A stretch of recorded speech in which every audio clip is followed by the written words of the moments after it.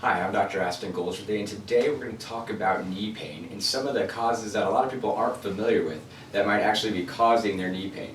So as you know, at Core Medical Center, we're always trying to get to the root cause of the issue and correct that. So correct that functional issue, so that way we can alleviate the symptoms and actually fix the problem. So when you look at a disease model here, you have the beginning of that disease and you have the end of that disease.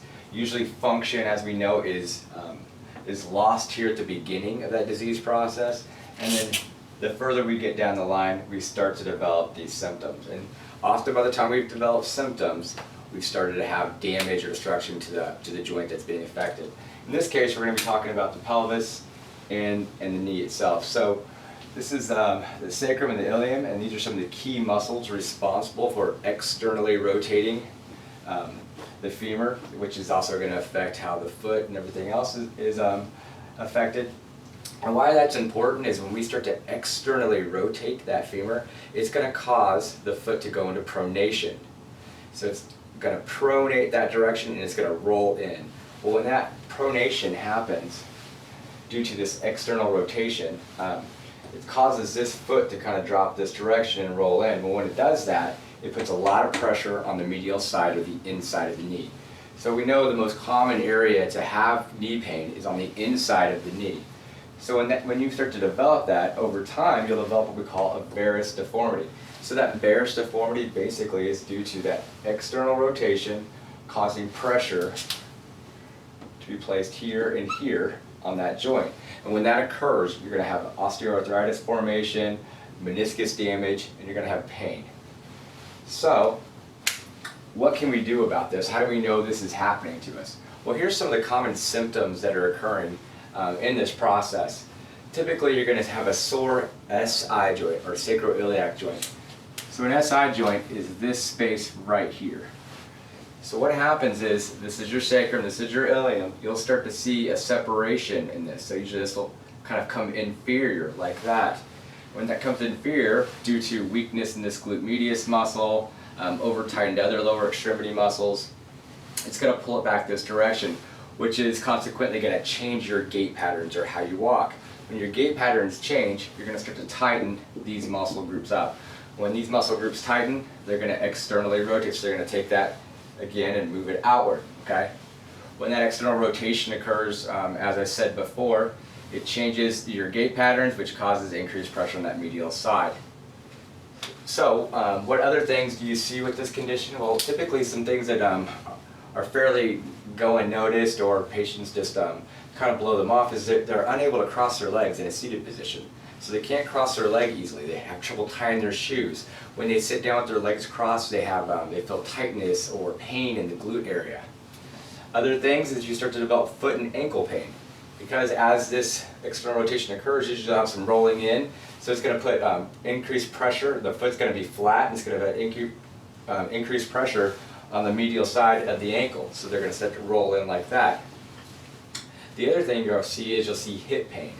The reason you get hip pain in this scenario is because since there's a change in gait, you're going to start to affect the hip joint itself. So what we know in gait or weight-bearing joints is that if you start to affect one of the joints in the group, you'll start to affect the next one and the next one down, because it's going to change the gait pattern or how you walk. And when it changes that gait pattern or how you walk, you start to damage, or you put uneven pressure, distribution of weight on those joints, and you start to damage those joints. Then of course, medial knee pain, as we discussed earlier. So what are the long-term effects of something like this?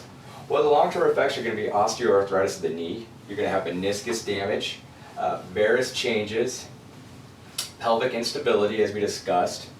And if you're overweight or you have those kind of issues, it's going to accelerate this process, because these are weight-bearing joints again. And so, you're disproportionately putting weight on these joints, and they're not moving how they're designed to. So you've lost function in them.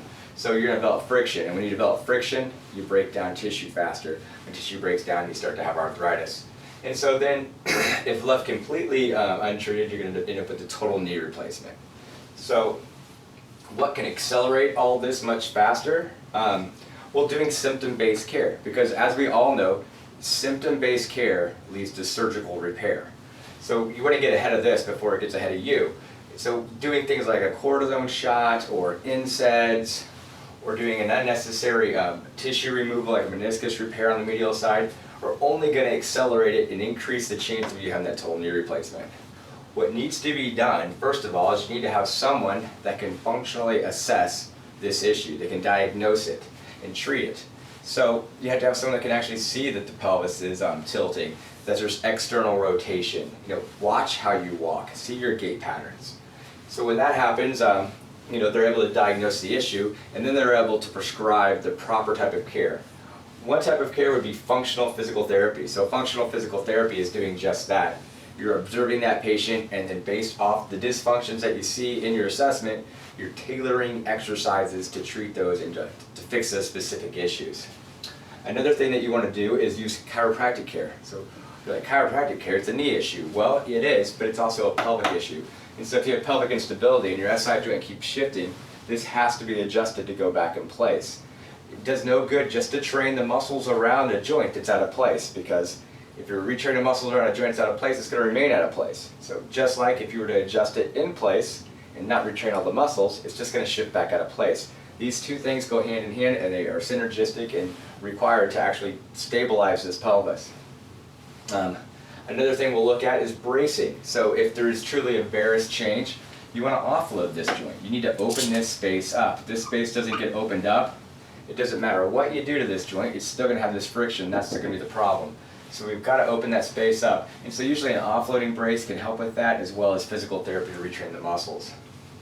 And then the last thing that you will typically do is you're going to introduce something into the joint to keep it from breaking down. So these are going to be non-surgical, non-steroidal treatments, such as hyaluronic acid, which is a lubricant for the joint, and in some cases, depending on the level of damage, regenerative medicine.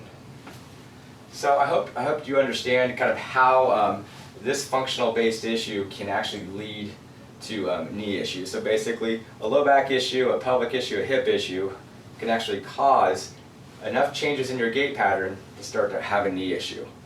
And if you're just treating symptoms in these scenarios, you're typically going to end up with a surgical repair or a total knee replacement.